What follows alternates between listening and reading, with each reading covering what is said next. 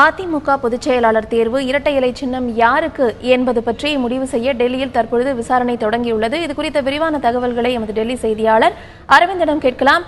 அரவிந்த், தற்பொழுது விசாரணை தொடங்கிவிட்டது. இது விசாரணை எவ்வளவு நேரம் நடைபெறும்? முதலில் யார் தரப்பு வாதங்கள் வைக்கப்படுகிறது? இது குறித்த விரிவான தகவல்களை சொல்லுங்க. நடைபெறப்போரும் ஆர்கே நகர் இடைத்தேர்தலில் இரட்டை சின்னத்தை தங்களுக்கு கோரி பன்னீர்செல்வம் தரப்பு இந்திய தேர்தல் ஆணையத்தில் ஒரு மனுவை கொடுத்திருந்தனர். இந்நிலையில் இந்த மனு தொடர்பாக விசாரணைக்காக பன்னீர்செல்வம் தரப்பு மற்றும் அதே போல சசிகலா தரப்பு இரண்டு தரப்பையுமே இன்று விசாரணைக்காக அழைத்திருந்தது இந்திய தேர்தல் ஆணையம். சரியாக 10:30 மணிக்கு விசாரணை துவங்கும் என எதிர்பார்க்கப்பட்டது. இந்நிலையில் வழக்கறிஞர்கள் வர சற்று தாமதமாகியதால் சரியாக 10:35 மணி அளவில் விசாரணை துவங்கியுள்ளது. முதலாவதாக மனுதாரரான பன்னீர்செல்வம் தரப்பு தங்களுடைய வாதத்தை துவங்கியுள்ளனர். பன்னீர்செல்வம் தரப்பில் மூத்த வழக்கறிஞர் CS வைத்தியநாதன் தன்னுடைய வாதத்தை துவங்கி நடத்தி வருகிறார். மொத்தம் பன்னீர்செல்வம் தரப்பில் 2 மூத்த வழக்கறிஞர்கள் ஆஜராகி இருக்கிறார்கள். மூத்த வழக்கறிஞர் CS வைத்தியநாதன், அதே போல மூத்த வழக்கறிஞர் குரு கிருஷ்ணகுமார் ஆகிய 2 மூத்த வழக்கறிஞர்கள் ஆஜராகியுள்ளனர். இந்நிலையில் இவர்களுடைய வாதம் முடிவடைந்த நிலையில் அதனைத் தொடர்ந்து சசிகலா தரப்பின் வாதம் துவங்க உள்ளது.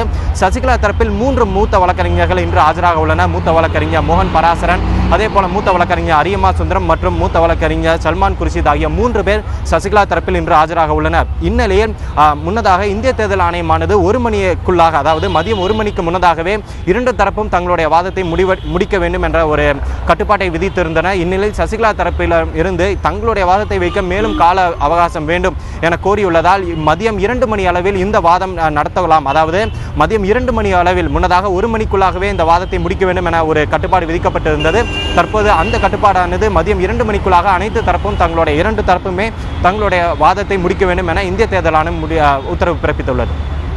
அரவிந்த், இந்த வழக்கின் தீர்ப்பு எத்தனை மணிக்கு வெளிவரும்? அந்த தீர்ப்பு வந்த பிறகு நீதிமன்றங்களில் முறையீடு செய்வதற்கான வாய்ப்பு இருக்கா?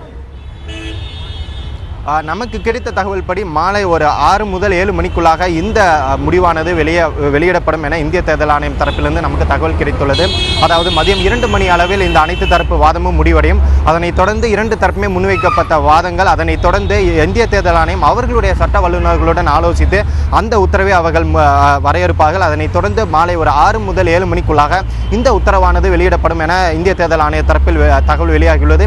இந்நிலையில் இந்த சின்னம் முடக்கப்பட்டாலோ அல்லது வேறொரு தரப்புக்கு கொடுக்கப்பட்டாலோ எதிர் தரப்பு இந்திய நீதிமன்றத்தை அணுக வாய்ப்புள்ளது. முன்னதாக இந்த தற்போதைய சூழலில் இவர்கள் சென்னை உயர்நீதிமன்றத்தில் அணுக முடியாது. ஏனென்றால் ஜுடிஷன் டெல்லியில் தான் நடைபெற்றுள்ளது. அதாவது இந்த விசாரணை அனைத்துமே டெல்லியில் உள்ள இந்திய தேர்தல் ஆணையத்தில் தான் நடைபெற்றுள்ளது. ஒருவேளை டெல்லி உயர்நீதிமன்றத்திலோ அல்லது உச்சநீதிமன்றத்திலோ அணுகதான் வாய்ப்புள்ளது. சென்னை உயர்நீதிமன்றத்தில் அணுகுவதற்கான வாய்ப்பில்லை. அரவிந்த், இப்போ இருதரப்பு வாதங்களும் தொடங்கிருச்சுன்னு சொல்லியிருக்கீங்க. இப்போ அது எதை நோக்கி சென்று கொண்டிருக்கிறது? தேர்தல் ஆணைய வட்டாரங்கள்ல இந்த சின்னம் யாருக்கு சேரும் என்பது குறித்து ஏதாவது தகவல்கள் உங்ககிட்ட இருக்கா? அவங்க என்ன சொல்றாங்க? தேர்தல் ஆணையத்தை பொறுத்தவரை 2 தரப்புமே அவர்களுடைய வாதத்தின் அடிப்படையிலேயே இந்த வழக்கின் இந்த விவகாரத்தின் ஒரு உத்தரவை பிறப்பிக்க இருப்பதாக தெரிவித்துள்ளனர். ஏனென்றால் 2 தரப்புமே தங்களுக்கு 95% ஆதரவு இருப்பதாக கூறுகிறார்கள். எக்ஸாக்ட் நம்பர் 2 தரப்புமே தங்களுக்கு 95% ஆதரவு உள்ளது. அதாவது அதிமுகவின் நிர்வாகிகளில் 95% ஆதரவு தங்களுக்கு தான் உள்ளது என 2 தரப்புமே கூறுகிறார்கள். பொதுவாக பன்னீர்செல்வம் தரப்பை எடுத்துக்கொண்டால் 6000 பிரமாண பத்திரங்கள், குறிப்பாக எக்ஸாக்ட் நம்பரான 5971 அபிடவிட், அதாவது பிரமாண பத்திரத்தை அவர்கள் தாக்கல் செய்துள்ளனர்.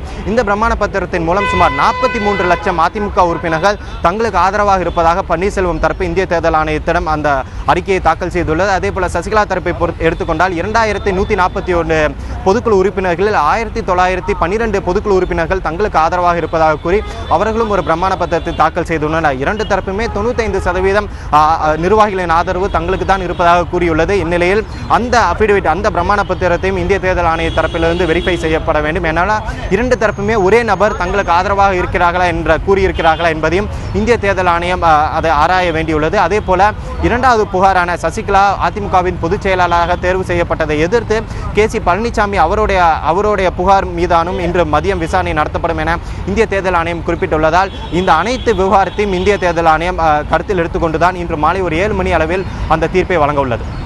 தலைமை தேர்தல் ஆணையர் நசீம் ஜைதியை தவிர எத்தனை அதிகாரிகள் இந்த விசாரணையில் பங்கேற்றிருக்காங்க அரவிந்த்? பொதுவாக அந்த தலைமை தேர்தல் ஆணையர் அதே போல் 2 துணை தலைமை தேர்தல் ஆணையர்கள் மொத்தம் 3 பேருமே இந்த விசாரணையில் இருப்பார்கள். அதே போல் இந்திய தேர்தல் ஆணையத்தின் சட்ட வல்லுநர்களும் இருப்பார்கள். அதே போல் இந்திய தேர்தல் ஆணையத்திடமிருந்து இந்த அரசியல் கட்சி விவகாரங்களை பார்க்கும் அந்த செயலாளரும் உடன் இருப்பார். ஸோ அந்த ஒரு 5 முதல் 6 அதிகாரிகள் உள்ளே இருப்பார்கள். அதே போல் தமிழகத்திற்கான சீனியர் செக்ரட்டரி அதே போல் தபஸ் குமார், அதே போல் துணை சீனியர் செக்ரட்டரி மலை மாலிக் உள்ளிட்ட அதிகாரிகளும் இந்த விசாரணையின் போது உடன் இருப்பார்கள்.